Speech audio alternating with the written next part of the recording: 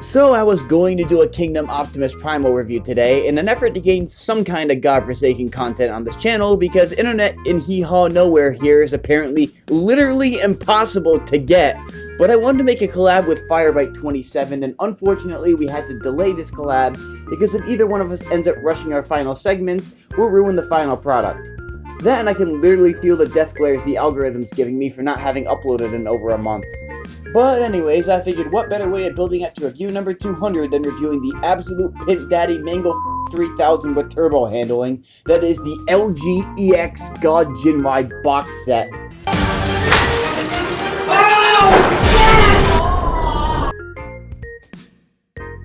This figure has a very weird backstory to me. I found out that they retooled Combiner Wars Ultra Magnus into Power Master Optimus Prime, but I didn't even know this figure existed until late 2019. And then I found out they made a God Bomber that could give this thing even more armor, and with the speed of a coked up rocket-powered antelope, I went straight to the barren hellscape of eBay. Saw the Hasbro version and then I wanted to vomit.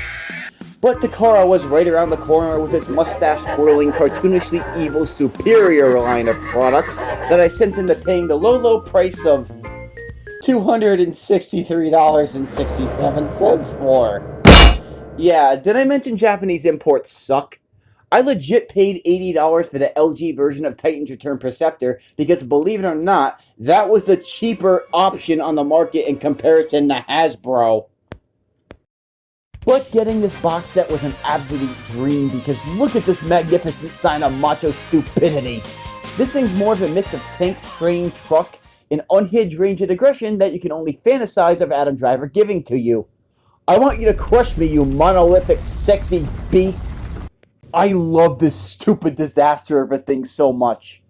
So much that it's unfortunately going to have to be a two-parter because the second half takes kind of a sour turn for the worse when it comes to God Bomber's compatibility of the gimmicks. Believe me, he ain't a good figure. One thing they managed to do on the truck mode that gives kind of a one-up from the Combiner Wars Ultra Magnus version of this thing is getting rid of the giant pair of feet hanging off the back of the truck. This does come at a cost later on, which is incredibly stupid. Believe me, we'll get into that. But do you know what really makes this thing an engineering marvel? The fact they managed to find out a way of incorporating the truck and trailer into one seamless transformation while simultaneously adding a 180-degree trailer hitch.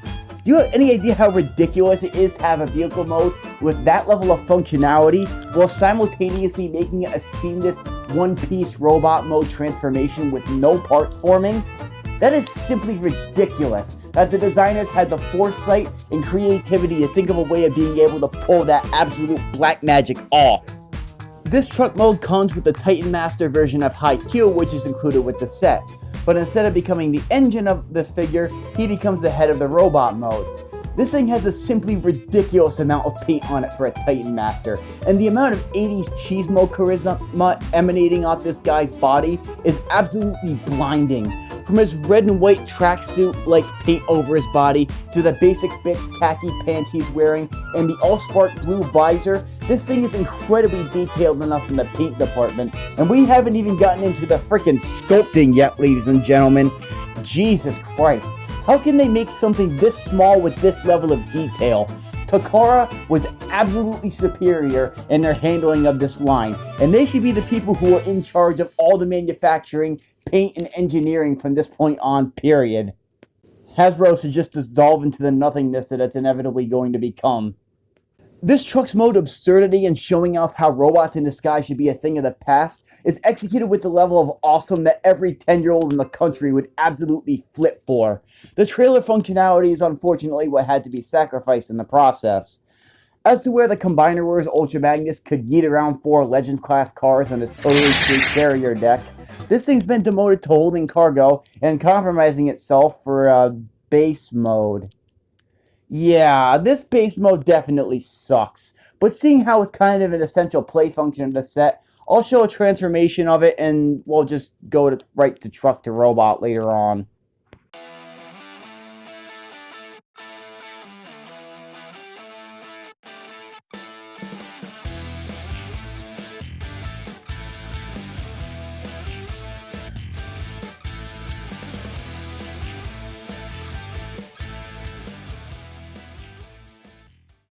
This entire base mode feels like kind of a sham, because it's literally just an exploded out truck with what are visibly the legs sprawled out sideways, and an act of sheer boredom, and the two-dimensional tower platform with a visible pair of extendo fists is largely unimpressive.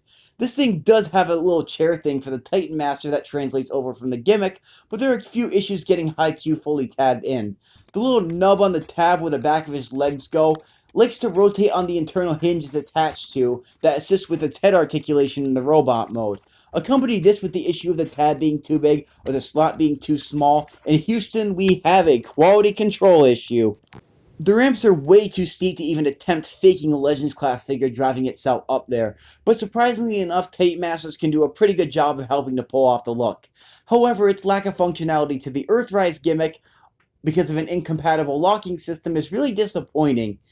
The base mode just seems like a useless shoehorned in thing that had to work around two other much cooler gimmicks, so they had to kind of squeeze out a fan mode that would look okay enough in promotional shots to sell the thing, and its difficulty interacting with other base modes doesn't even allow it to camouflage itself behind them and make the look even slightly more convincing. You can connect God Bomber to it, but because the transformation on that thing is absolute torture and wants to fall apart more than my channel has in the last month, I refuse to show it. The robot mode of Super Ginrai, on the other hand, is a pretty kick-ass experience. Borrowing quite a few moves from the Combiner Wars Ultra Magnus playbook, this entire trailer uses its walls to fill out the mass of the arms, where the legs want to explode out from hiding underneath the truck garb, while panels of the trailer give the legs a full 360 degrees of coverage. The whole truck cab barrel rolling upside down is still really badass, despite not having the smaller core of the figure. The headmaster has to plop underneath the hidden helmet from the inside of the truck cavity, and the fork-shaped apparatus allowing the cab of the truck to proudly display itself is actually really cool to see. The robot mode of this thing is completely amazing. I love the absolute dump truck of patriotism this thing brings off. I simply love the crap out of like 90% of this thing. The head sculpt is to absolutely die for. Despite the eyes kinda looking caved in, they're able to line up with the helmet, which I thought was rare for some reason. The arms have panels of the trailer blocking out the hollowness that was left on the Hasbro release, and I'm very glad they did this. You could say it's kibble if you really want to nitpick things, but I say it kinda adds character. My issues with the figure start at the legs. The thighs are dummy thick with two C's, but then the feet are just tiny little balance beams that barely work. And because of the way this weird system of hinges works and yet doesn't tap into literal anything, they just kind of flop around like a giant pair of dipshit sandals, making this thing very back heavy. Everything else is proportionally acceptable, if not a little bit softer and more bloated than its overall design aesthetic. It's almost like a balloon you get at a county fair, with muted texturing that makes it feel kinda cartoony. This might be some people's vibe, but I'm not feeling it as much as I really want to. Articulation on this figure is also pretty passable, with the rotating head, shoulders rotate and move out, bicep bend and rotation, wrist rotation, universal hips on stupidly tight knees, knee bend, and weird foot tilt. This thing has plenty of articulation for a much larger figure, but the poorly designed feet used to integrate into the sloppily executed gimmick, which believe me, we'll discuss later on, makes getting this thing to stand in its own individual robot mode difficult enough.